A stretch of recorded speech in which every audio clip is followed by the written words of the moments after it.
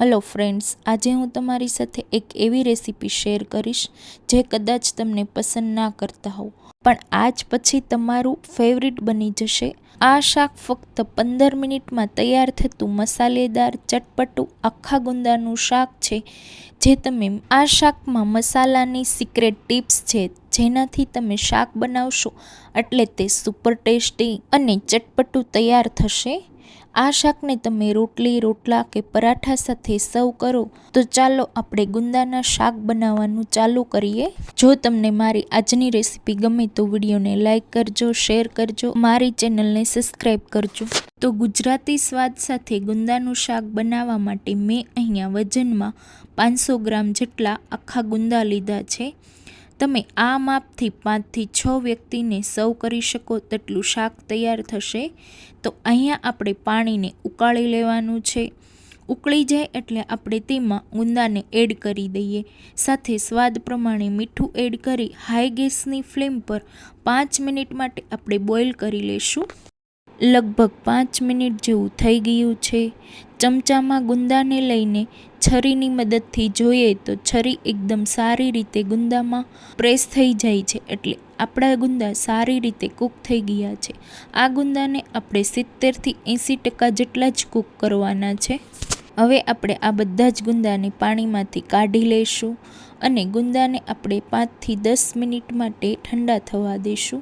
पछी आपणे गुंदाने आ रीते दस्तानी मददथी प्रेस करता जई दबावी अने छरीना मददथी ठळिया काढी लेशुं।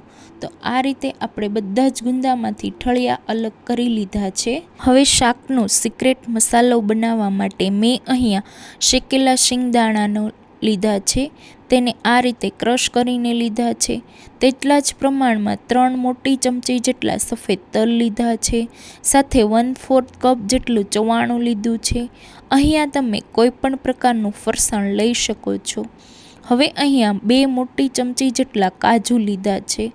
आ बधी ज वस्तुने आपणे मिक्सर जार में एड करी देशुं अने ढांकण बंद करी मिक्सर ने पल्स पर चालू बंद करता जईने क्रश करी लेवानुं छे। तो तमे जोई शको छो आ रीते आपणो अधकचरो पाउडर तैयार थई गयो छे।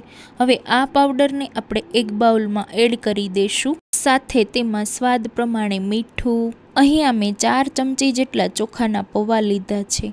अहींया आपणे चोखाना पौवाने जे आपणे रेग्युलर बटेका पौवामां वापरता होय ते ज लीधा छे।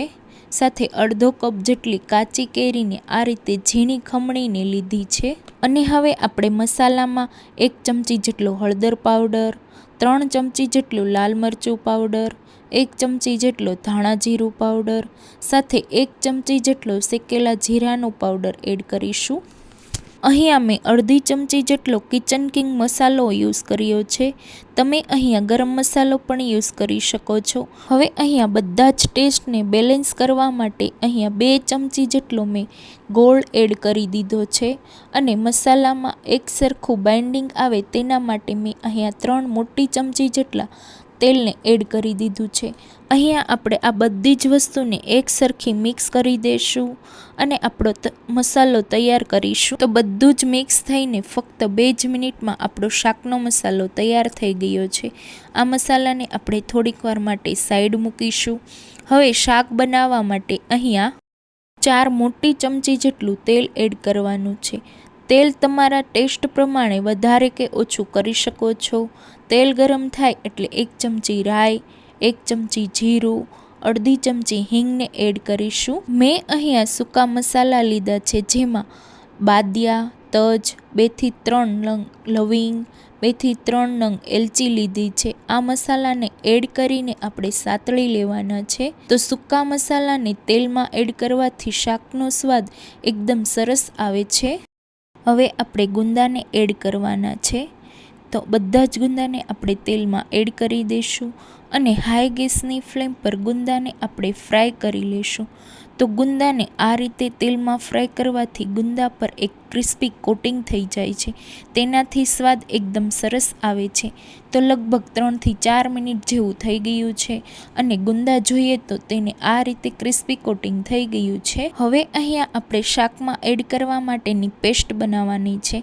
તો મેં અહીંયા 1 નંગ જેટલી ડુંગળી લીધી છે, 2 નંગ જેટલા લીલા મરચાં, 1 ઇંચ આદુનો ટુકડો, 4 થી 5 લસણની કળીને આપણે એડ કરી કોઈ પણ જાતના પાણીના એડ કર્યા વગર આપણે ક્રશ કરી લેશું।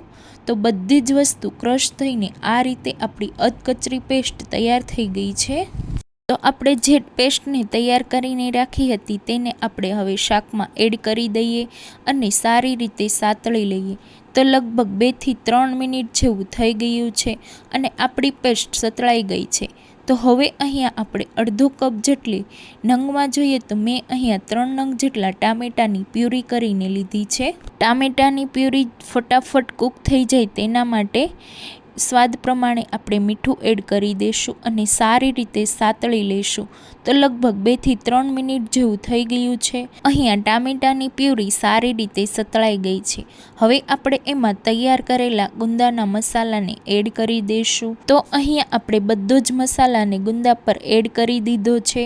હવે આપણે તેને મિક્સ નથી કરવાનું। અહીંયા આપણે ઢાંકણ ઢાંકી અને ગેસની ફ્લેમને લો કરી દઈશું અને કૂક કરી લેશું। તો ધીમા ગેસ પર 7 થી 8 મિનિટ જેવું થઈ ગયું છે। હવે તેને જોઈએ તો મસાલામાંથી તેલ એકદમ છૂટું પડી ગયું છે। તો મસાલાને આપણે ગુંદા સાથે મિક્સ કરી દઈશું। તો મસાલો સારી રીતે મિક્સ થઈને ગુંદા પર કોટ થઈ ગયો છે। હવે આપણે ગેસને બંધ કરી દઈશું। હવે આ શાકને આપણે 2 થી 3 મિનિટ માટે ઠંડુ કરી લેવાનું છે। હવે અહીંયા 2 થી 3 મિનિટ પછી આપણે શાકમાં રસો કરવા માટે 1.5 કપ એટલે કે 1 કપની ઉપર અડધો કપ જેટલી આપણે છાશ લીધી છે, તેને આપણે શાકમાં એડ કરી દઈશું અને સારી રીતે મિક્સ કરી દઈશું। હવે એ ગેસ ચાલુ કરી અને ધીમા ગેસની ફ્લેમ પર 2 થી 3 મિનિટ માટે આપણે શાકને કૂક કરી લેવાનું છે। તો લગભગ 2 થી 3 મિનિટ જેવું થઈ ગયું છે અને શાકમાંથી તેલ પણ છૂટું પડી ગયું છે, મીન્સ આપણું શાક સારી રીતે કૂક થઈ ગયું છે। તો હવે આપણે શાકમાં ઉપરથી 1 ચમચી જેટલી કસૂરી મેથીને આ રીતે આપણે હાથેથી ક્રશ કરીને ઉમેરી દઈશું। સાથે આપણે થોડાક સફેદ તલને એડ કરી દઈશું અને બધી જ વસ્તુને આપણે સારી રીતે મિક્સ કરી લઈશું। તો આપણું શાક તૈયાર થઈ ગયું છે। આપણે હવે ગેસને બંધ કરી દઈશું। તો જોતાં જ ખાવાનું મન થઈ જાય એવું આખા ગુંદાનું શાક બનીને તૈયાર થઈ ગયું છે। તો છે ને બનાવવું એકદમ સહેલું। તો તમને આ ભર્યા વગરના ગુંદાની રેસીપી કેવી લાગી એ મને કોમેન્ટમાં જરૂર જણાવજો અને આગળ મારી પાસે કઈ રેસીપી જોવા માંગો છો એ પણ મને કોમેન્ટમાં જરૂર કહેજો। વિડીયો ગમે તો વિડીયોને લાઈક કરજો અને વધારેમાં વધારે શેર કરજો અને આવી જ નવી રેસીપી જોવા માટે મારી ચેનલને સબસ્ક્રાઈબ કરજો। તો ફરી મળીશું આવી એક ટેસ્ટી અને સ્વાદિષ્ટ રેસીપી સાથે। તો થેન્ક્સ ફોર વોચિંગ।